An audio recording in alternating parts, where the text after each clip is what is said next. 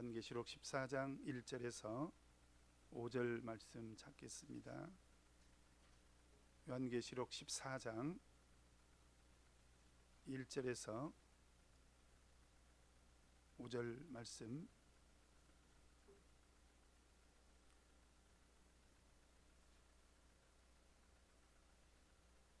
제가 읽겠습니다. 요한계시록 14장 1절. 또 내가 보니 보라, 어린 양이 시온산에 섰고 그와 함께 14만 4천이 섰는데 그 이마에 어린 양의 이름과 그 아버지의 이름을 쓴 것이 있도다. 내가 하늘에서 나는 소리를 들으니 많은 물소리도 같고 큰 뇌성도 같은데 내게 들리는 소리는 검은 고 타는 자들의 그 검은 고 타는 것 같더라. 저희가 보좌와 네 생물과 장로들 앞에서 새 노래를 부르니 땅에서 구속함을 얻은 14만 4천인 밖에는 능히 이 노래를 배울 자가 없더라. 이 사람들은 여자로 더불어 더럽히지 아니하고 정절이 있는 자라. 어린 양이 어디로 인도하든지 따라가는 자며 사람 가운데서 구속을 받아 처음 익은 열매로 하나님과 어린 양에게 속한 자들이니 그 입에 거짓말이 없고 흠이 없는 자들이더라. 아멘. 오늘 이 시간에는 누가 땅에서 구속함을 얻은 자들인가 라는 말씀의 제목으로 같이 하나님 말씀 상고하고 은혜 나누도록 하겠습니다. 근본 영혼의 주제가 뭐였죠? 오늘 이 말씀이죠. 누가 땅에서 구속함을 얻은 자들인가. 이것은 계시록의 주제이기도 합니다. 계시록이 우리에게 가르쳐주는 가장 큰 교훈은 뭐냐면 하나님의 구속입니다. 하나님의 구속.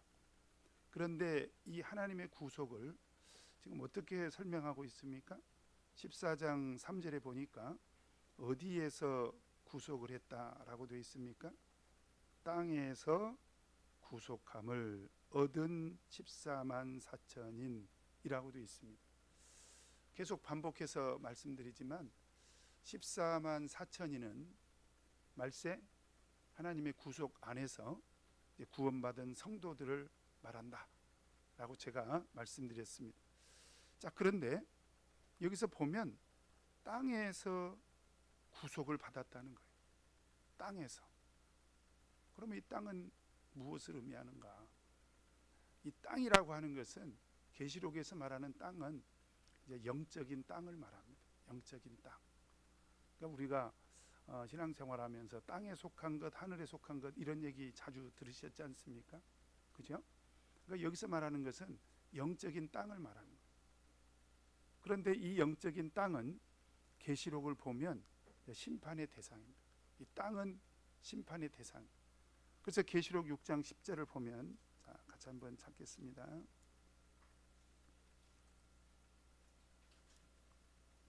계시록 6장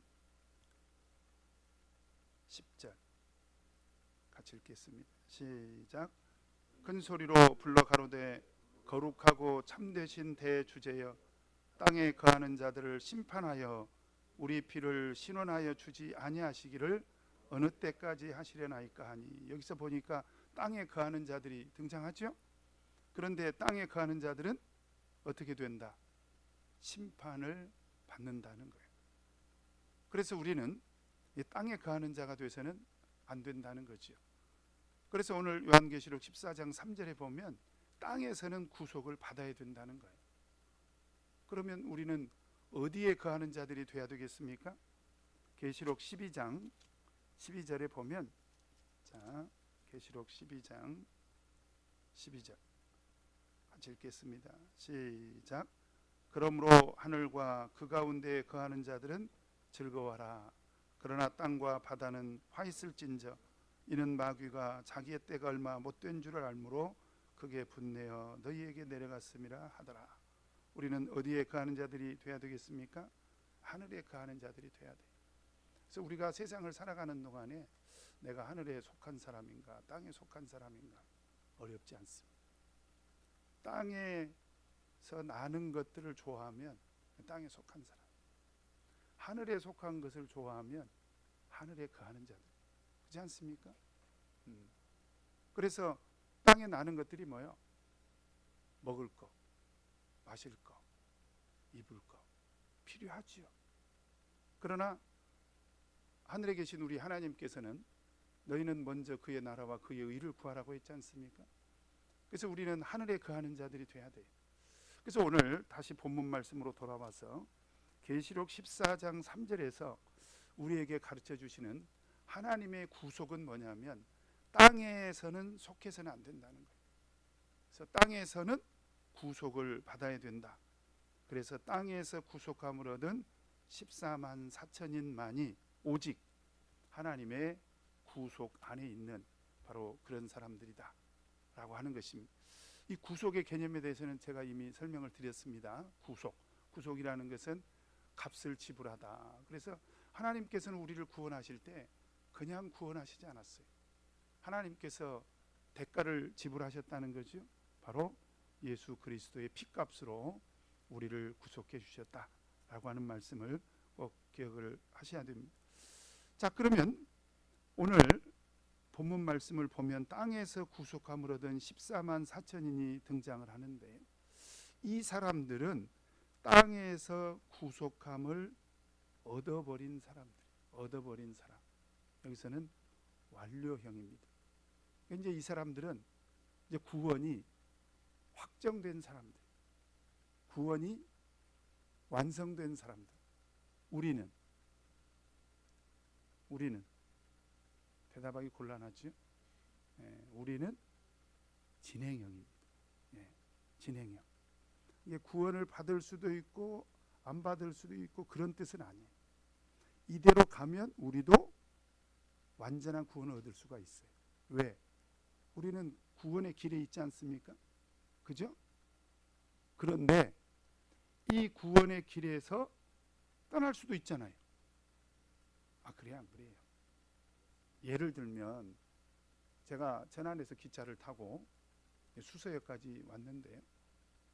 천안에서 기차를 탈 때는 저는 틀림없이 수서를 오기 위해서 기차를 탔습니다. 그러니까 누가 물어봐도 어디 가십니까? 저는 수서 갑니다. 틀림없이 갑니까?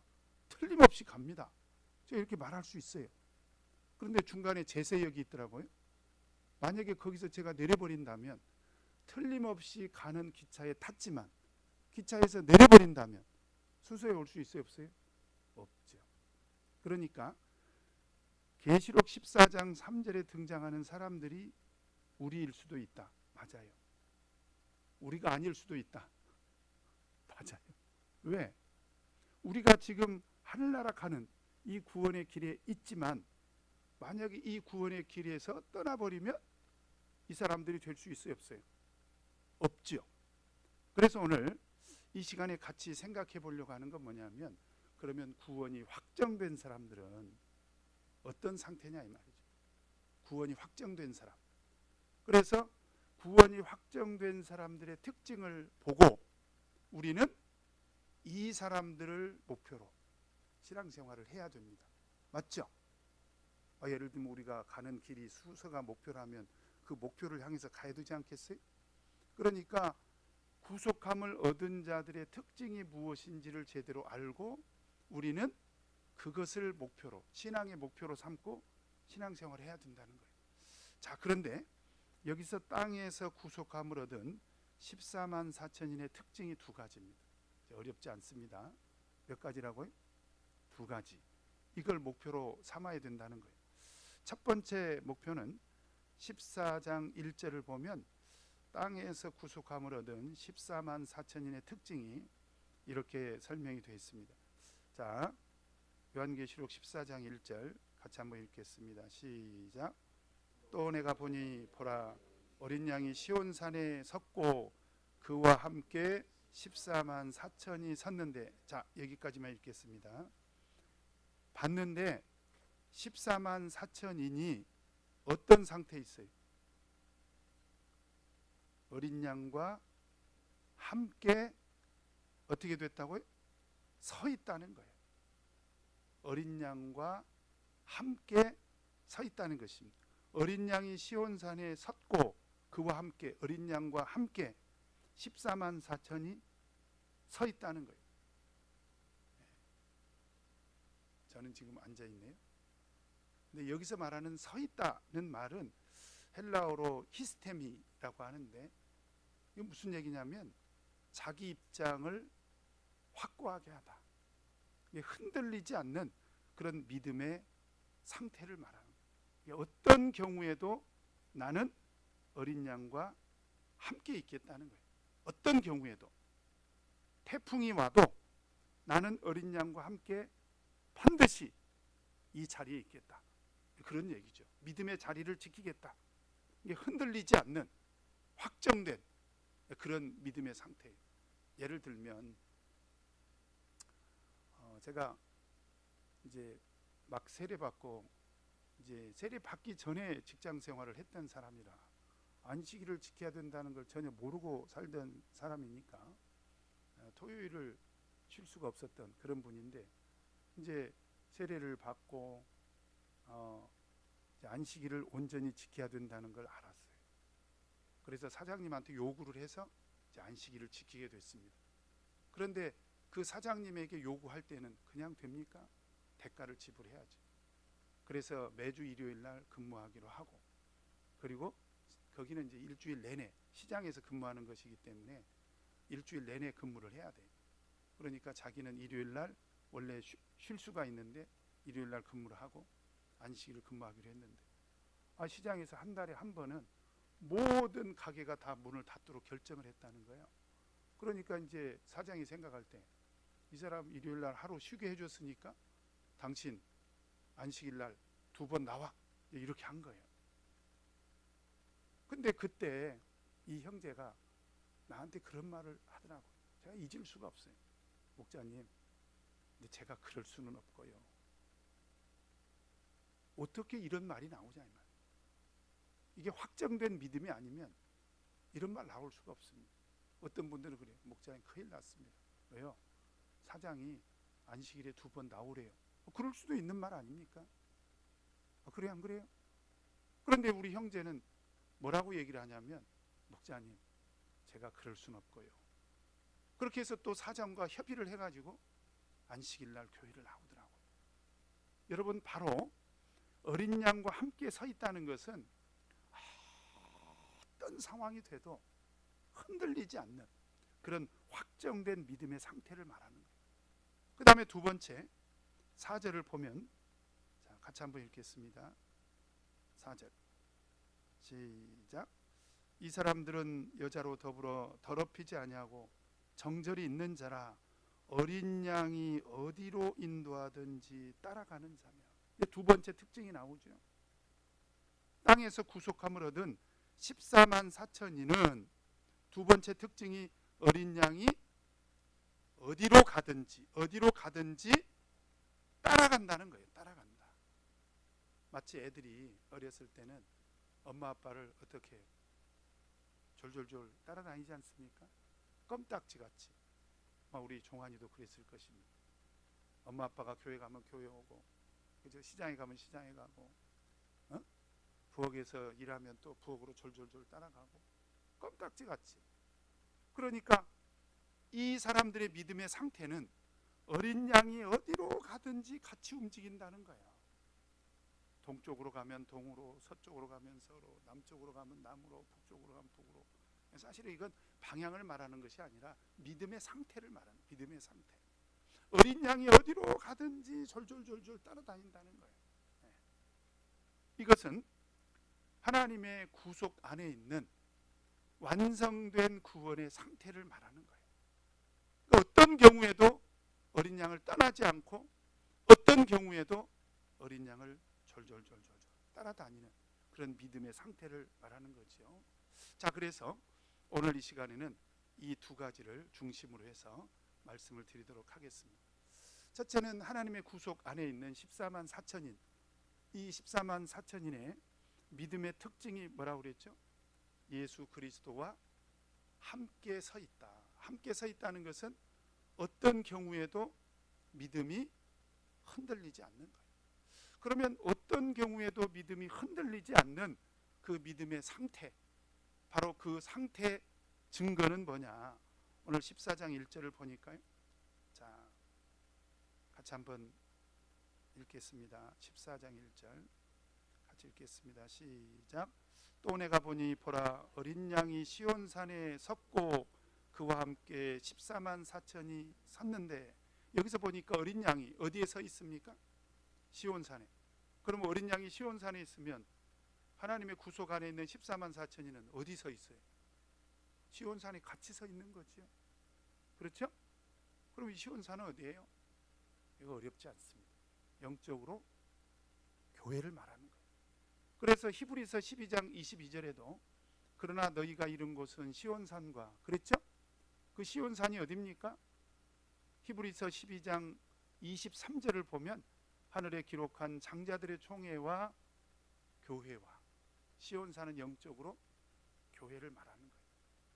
여러분, 하나님의 구속은 교회를 통해서 완성이 됩니다. 어떤 사람들은 꼭 교회만 나가야 하늘나라 가는 거냐? 그건 자기 생각이에요. 그래서 제가 가끔씩 우스갯소리로 성경에 보면 복음사가 4개 있는 것 같다. 마태복음, 마가복음, 누가복음, 요한복음, 그리고 지가복음. 자기 말이 복음이요. 그래가지고 하는 말이 목사님 꼭 교회만 가야 하늘나라 가냐? 그건 자기가 그렇게 생각하는 거지. 교회를 통하지 않고는 하늘나라 갈 수가 없습니다. 마치 목사님 꼭 노아 방주에 올라타야 구원받습니까? 어때요? 이게 말이 돼야 안 돼요? 말이 안 되는 거예요. 노아 방주에 타지 않고 구원받을 수 있는 방법이 어디 있습니까? 그래서 우리는 영적인 시온산인 교회를 떠나서는 하늘나라 갈 방법이 없습니다. 그래서 우리가 교회 나오라고 하는 거예요. 지금 교회 안 나오고 있는 사람들 그대로 두면 어떻게 되겠습니까? 바로 땅에서 구속함을 얻은 자들이 될 수가 없는 거예요. 그래서 우리는 영적인 시온산인 교회를 절대로 떠나서는 안 된다. 그 다음에 두 번째, 14만 4천이니 또 어떤 상태에 있습니까? 14장 1절을 보니까 한 번 더 읽겠습니다. 시작. 또 내가 보니 보라, 어린 양이 시온산에 섰고 그와 함께 14만 4천이 섰는데 그 이마에 어린 양의 이름과 그 아버지의 이름을 쓴 것이 있도다. 그 이마는 사람들이 제일 잘 보이는 곳이잖아요. 여기에 이름을 썼는데 누구의 이름을 썼다고요? 어린 양의 이름. 자, 어린 양의 이름이 뭐예요? 예수. 옆에 계신 분 한번 쳐다보세요. 이마 한번 쳐다보세요. 자, 예수 이름이 써져 있습니까? 네. 가장 잘 보이는 곳에 예수라는 이름이 써 있어야 된다. 근데 좀 곤란한 것은 아버지 이름도 써 있대요. 아버지 이름. 아버지 이름이 뭘까요? 좀 따져봐야 되겠죠? 자, 그래서 이거 어렵지 않습니다. 계시록 22장 3절 4절 한번 보겠습니다. 계시록 22장 3절 4절 같이 읽겠습니다. 계시록 22장 3절 4절 시작.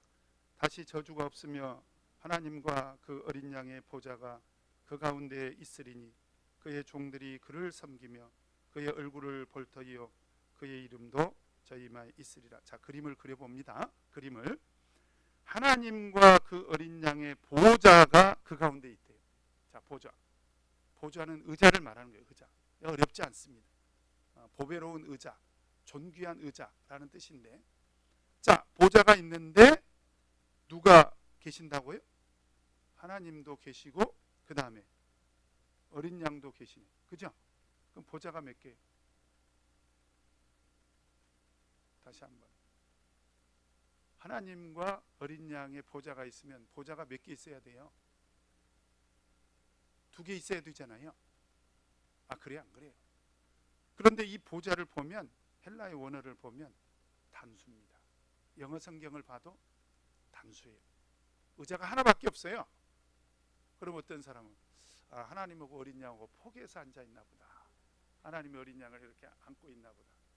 뭐 하여튼 상상은 자유니까. 어쨌든 보좌는 뭐라고요? 단수. 그 다음에 그 가운데 있는데 그의 종들이라고 되어 있으면 그는 누구예요? 그렇죠? 그는 누구예요? 하나님의 어린 양의 두 분을 다 말하는 거예요. 두 분을 다 말하는 거예요. 그런데 그의 종들이 그를 섬기며라고 되어 있는데 이 그는 단수일까요? 복수일까요? 단수입니다. 단수예요. 자, 더 중요한 것은 4절을 보면 그의 얼굴이 등장합니다. 그의 얼굴. 자, 얼굴이 두 개일까요? 하나일까요? 하나입니다. 단수예요. 그 다음에 그의 이름도 저희 이마에 있으리라. 자, 이름이 이마에 있죠? 그런데 이름이 단수일까요? 복수일까요? 단수입니다. 하나야, 하나. 그러면 어렵지 않네. 우리는 어린 양의 이름 알고 있잖아요. 고민할 필요가 없어요.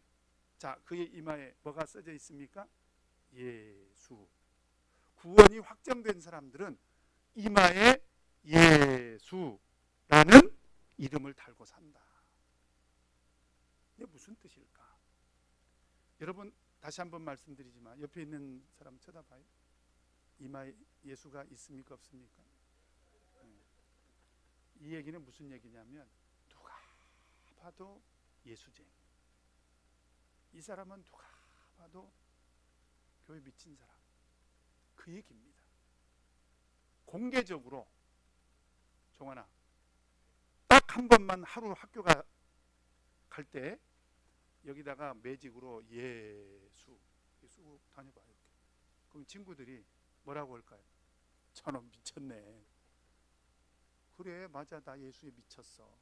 공개적으로 시인하는 것입니다. 공개적으로 시인하는 신앙.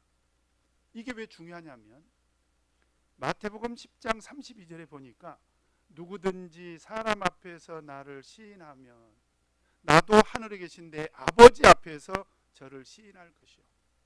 33절에 보면 누구든지 사람 앞에서 나를 부인하면 나도 하늘에 계신 내 아버지 앞에서 저를 부인하리라. 이게 무슨 얘기일까? 여러분, 최근에 우리가 경험했잖아요. 우리가 코로나 시기를 3년 동안 거쳤지 않습니까? 그런데 사실 이 코로나 3년 동안이 제 목회 30년 중에 가장 힘들었던 시기입니다.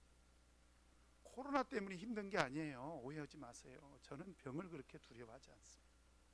지금도 허리가 아파서 이렇게 앉아는 있지만 제가 두려워서 그런 게 아니에요. 임기를 마치고 싶어서 그런 거예요. 제가 임기는 4년 6개월 남았는데 허리 때문에 제가 누워서 목회를 할 수는 없잖아요. 그죠? 그래서 제가 몸을 보살피느라고 그런 거지 저는 병을 두려워하지 않습니다. 저는 병이 두려워서 보험을 든 게 하나도 없어요. 하나 있네. 국민건강보험. 이건 있어요. 나라에서 하는 거니까. 제가 사모하고 늘 하는 얘기가 있어요. 병이 찾아와서 하나님께서 우리를 부르시면 그냥 그대로 세상에 있는 모든 거 내려놓고 가자. 뭘 발버둥 칠 필요가 있습니까? 그래요, 안 그래요? 저 코로나 걸렸어요. 그런데 견딜만 하더라고요. 그런데 문제는 뭐냐면 이 코로나 때문에 3년 동안 은둔 생활을 하는 분들이 있어요. 은둔 생활. 특히 공무원. 여기 공무원 있어요, 없어요? 공무원 우리 신도들은 거의 교회 안 나왔습니다. 왜? 직장에서 계속 압박을 주는 거예요. 예수쟁이들이 문제라는 거예요. 예수 믿는 놈들이 문제라는 거예요. 왜 교회를 가느냐고. 병원, 공무원, 또 뭐죠? 네? 학교. 하여튼 그래가지고 마치 나는 교회 안 다니는 사람이야. 이걸 공개적으로 가리는 거야. 그래서 제가 그게 가장 마음이 아팠습니다. 당당하게 과장님, 저 오늘 교회 다녀오겠습니다. 왜 이렇게 못하냐 이 말이에요. 예수 믿는 사람들이 문제라고요? 여러분, 교회만 오면 코로나 걸리고 학교 가면 코로나 안 걸립니까? 교회 오면 코로나 걸리고 교무실에서는 안 걸려요? 교회 오면 코로나 걸리고 직장에서는 안 걸립니까? 그렇지 않아요. 그 무슨 뭐 신천지인가 뭔 천지인가 하여튼 거기 때문에 교회가 공공의 적이 되긴 했습니다만은 왜 우리가 그것 때문에 하나님을 공개적으로 시인하지 못하는 그런 신앙생활을 하냐. 여러분, 그래서 우리가 코로나 기간 동안에 가장 많이 들었던 단어가 뭐냐면 거리두기입니다. 거리두기. 지금도 거리두기 하고 계시네 이렇게. 그렇죠? 그런데 하나님과 거리두기 하라고 한 건 아니에요. 맞죠? 그래서 우리는 공개적으로 예수 그리스도를 시인하는 그런 신앙생활을 해야 된다라고 하는 것입니다. 자, 그 다음에 세 번째, 또 어린 양과 함께 서 있는 그 신앙의 상태가 또 뭐냐? 우리 14장 3절을 보면 14장 3절 같이 읽겠습니다. 시작. 저희가 보좌와 내 생물과 장로들 앞에서 새 노래를 부른, 이분들은 어떤 노래를 부른다고요? 새 노래를. 정확하게 말하면 이분들은 새 노래밖에 몰라요. 새 노래. 그러면 여기서 말하는 새 노래는 뭐냐?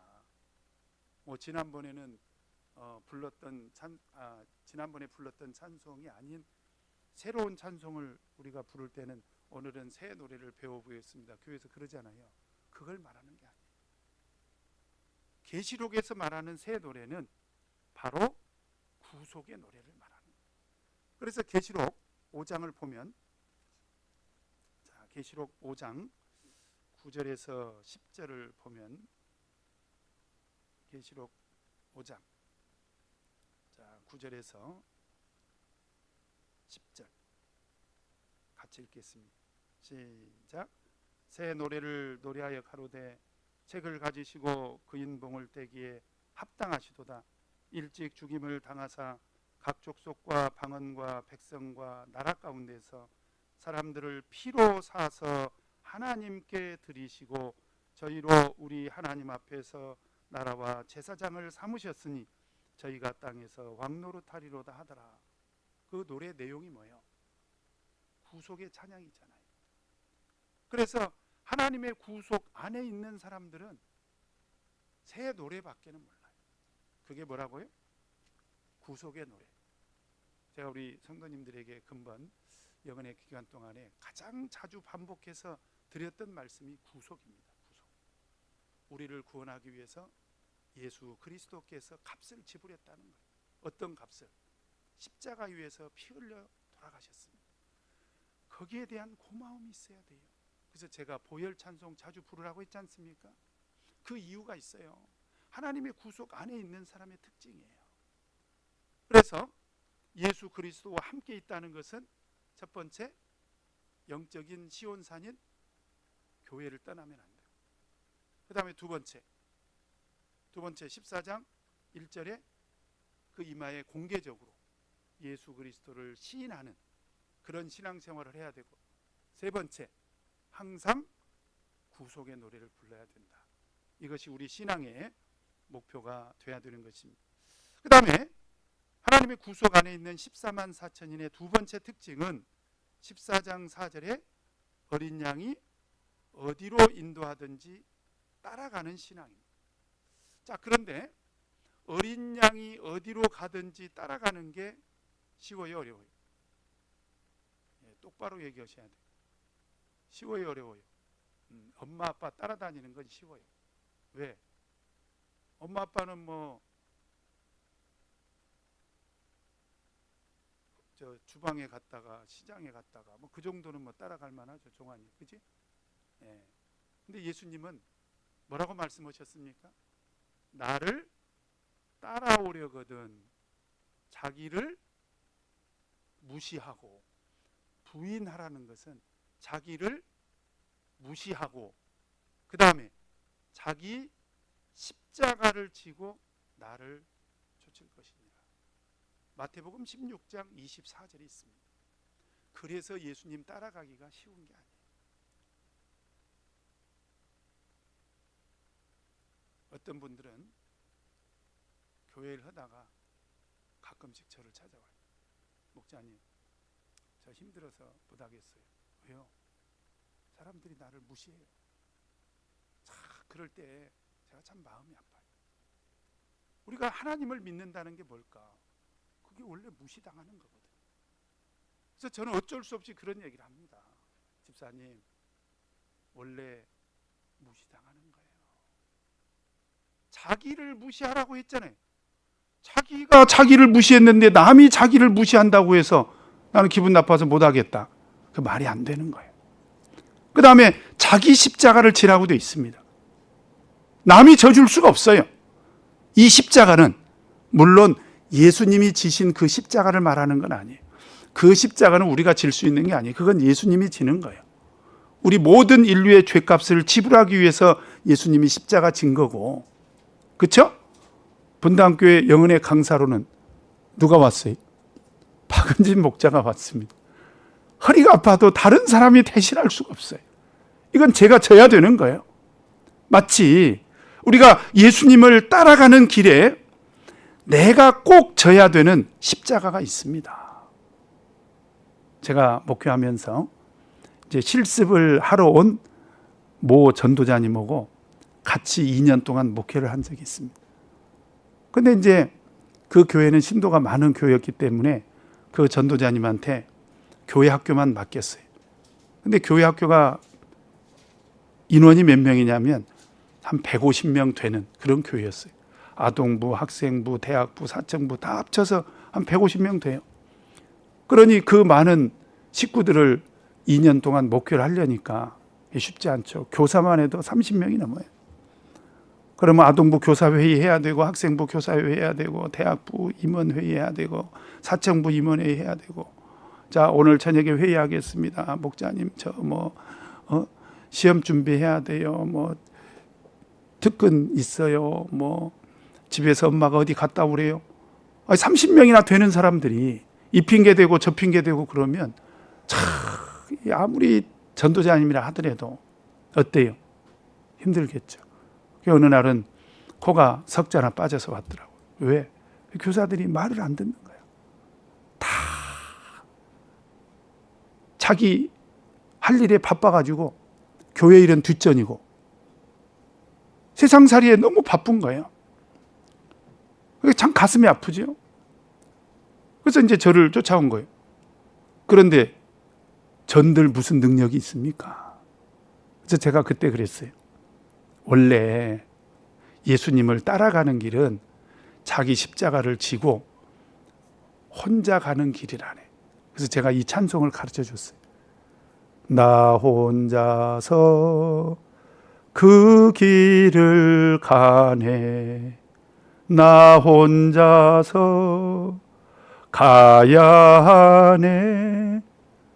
누가 대신 져줄 수 없네.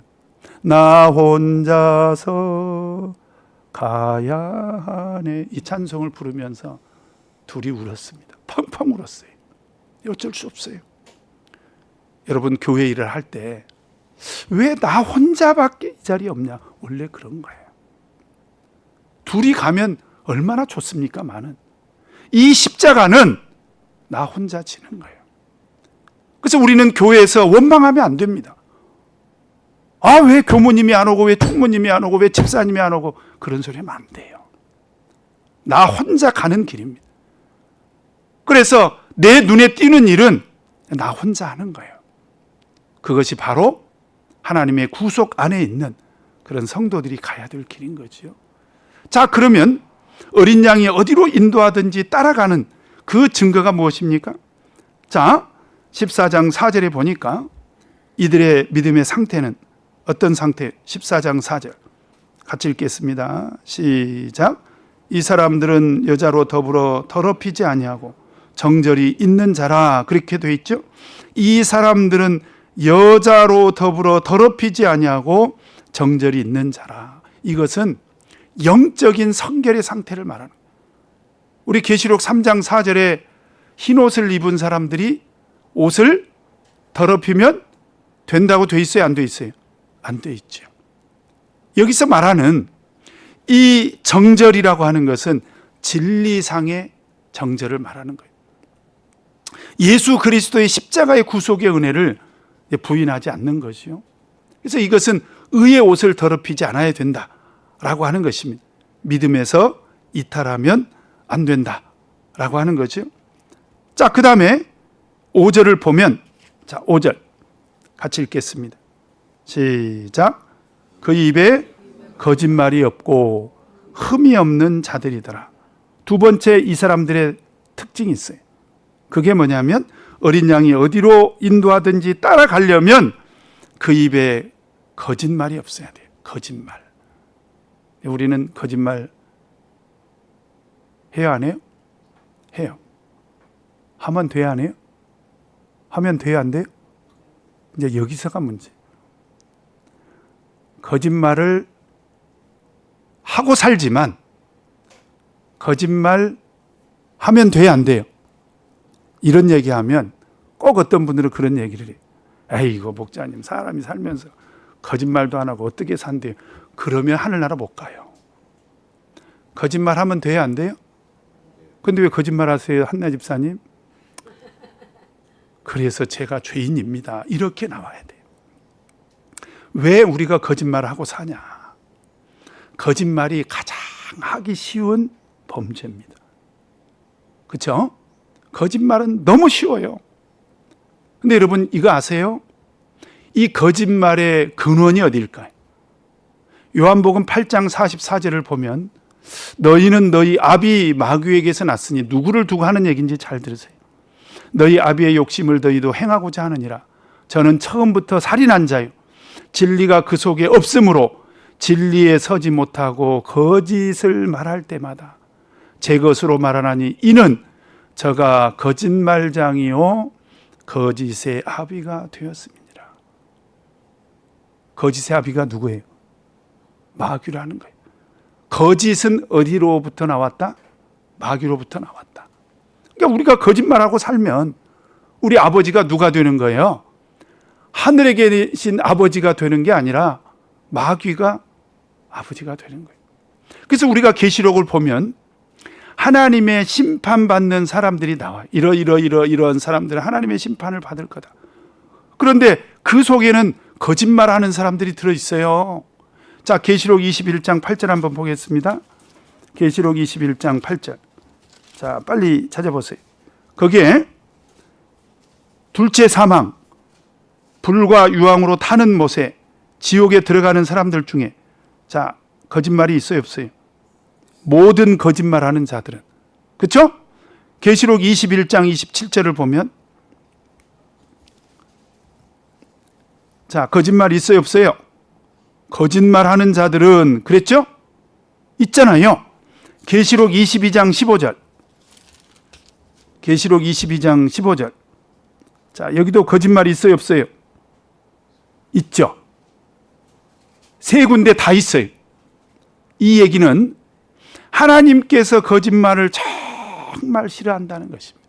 어떤 분들은 목자님, 착한 거짓말은 해도 되지요. 어쩔 수 없이 한다면 하시더라도 회개는 하셔야 됩니다. 예를 들면 한나 집사님이 저한테 와가지고 목자님, 좀 어려운 일이 있어서 그런데요, 이 얘기는 목자님만 아세요. 딴 분한테는 절대 얘기하면 안 돼요. 근데 우리 백 형제님이 눈치를 채고 와가지고, 목사님, 금방 우리 한나 집사가 와서 뭔 얘기했죠? 그럼 제가 뭐라고 그래야 돼요? 뭘 그런 걸 물으세요? 아니요, 거짓말 했잖아. 그럼 저 혼자 가서 울면서 기도해야 돼요. 하나님, 제가 한나 집사의 비밀을 지켜주기 위해서 어쩔 수 없이 정직하게 말을 못했습니다. 하나님 죄송합니다. 그래서 제가 목회하면서 목회자로 하여금 거짓말하게 성도님들은 만들면 안 돼요. 그래서 목자님만 아세요. 그런 얘기 같으면 하나님한테 하세요. 왜냐하면 이게 참 비밀을 지킨다는 게 쉽지가 않아요. 아, 그래요? 안 그래요? 제가 이 얘기를 왜 합니까? 거짓말하면 안 되니까. 그래서 거짓말하면 안 돼요. 그 다음에 세 번째 특징이 있습니다. 15절을 보면 다시 계시록 14장으로 가서, 자, 계시록 14장으로 가서 세 번째 5절 한 번 더 읽겠습니다. 시작. 그 입에 거짓말이 없고 흠이 없는 자들. 여기서 말하는 흠은 행위상의 흠이 없어야 된다는 거예요. 아까 4절에 보면 그 정절은 믿음의 정절, 진리의 정절을 말하는 거고, 그 다음에 5절에서 나오는 흠이 없어야 되는 것은 바로 행위면에서 성결을 지켜야 되는 거예요. 왜 그렇습니까? 데살로니가 전서 5장 23절에 보니까요, 평강의 하나님이 친히 너희로 온전히 거룩하게 하시고 또 너희 온 영과 혼과 몸이 우리 주 예수 그리스도 강림하실 때에 흠이 없게 보존되기를 원하노라. 실제로 있었던 일인데요, 어떤 성도님이 환상 중에 천국을 갔다 왔어요. 천국을 갔더니 천사가 그 성도님을 데리고 큰 거울 앞으로 데리고 가더래요. 자기가 하얀 옷을 입고 있는데, 아마 스톨레였던 모양이죠. 하얀 옷을 입고 있는데 보니까 그렇게 흠이 많더래요. 그러니까 천사가 그걸 가리키면서 가서 빨고 오라고 하더래요. 그러니까 흠이 있는 상태로는 하늘나라 갈 수 있다 없다? 없다. 그래서 제가 스톨레는 반드시 빨아야 된다고 말씀드렸죠. 이것도 역시 흰 옷이 돼야 돼요. 그래서 어디에다 맡겨야 된다? 어린 양 세탁소에 맡겨서 뭘로? 예수 그리스도의 피로 꼭 빠셔야 됩니다. 그래서 흠이 없는 상태로 우리가 신앙생활을 해야 우리가 마지막 날에 하나님의 구속 안에서 완성된 그런 구원을 얻을 수가 있습니다. 자, 오늘 두 가지 제가 말씀드렸습니다. 첫째는 누구와 함께 서 있어야 된다? 예수 그리스도와 함께 서 있어야 된다. 어떤 경우에도 흔들리지 않는 그런 믿음의 상태를 유지해야 된다. 세 가지 증거가 있어야 된다고 그랬어요. 예수 그리스도와 함께 있는 증거는 첫 번째, 영적인 시온산인 교회를 떠나면 안 돼요. 두 번째로 예수 그리스도를 공개적으로 시인해야 돼요. 세 번째로 항상 구속의 노래, 새 노래를 불러야 됩니다. 그 다음에 두 번째로 어린 양이 어디로 가든지 졸졸졸 따라가야 돼요. 그러면 어린 양과 어디든지 어린 양을 따라가는 신앙은 어떤 신앙이에요? 첫 번째로 영적인 성결, 진리의 성결을 지켜야 돼요. 그 다음에 두 번째로 거짓말을 하면 안 됩니다. 그 다음에 세 번째로 행위면에서도 성결해야 됩니다. 바로 이런 신앙을 우리가 목표로 삼아서 신앙생활 할 때 우리는 하나님의 구속 안에서 우리의 구속을 완성된 그런 구속의 은혜를 우리가 누릴 수가 있게 되는 것입니다. 자, 그러면 이제 예수님 재림하실 때 우리가 영광 중에 예수님을 맞이해야 되지 않겠습니까? 그게 계시록의 결론이에요.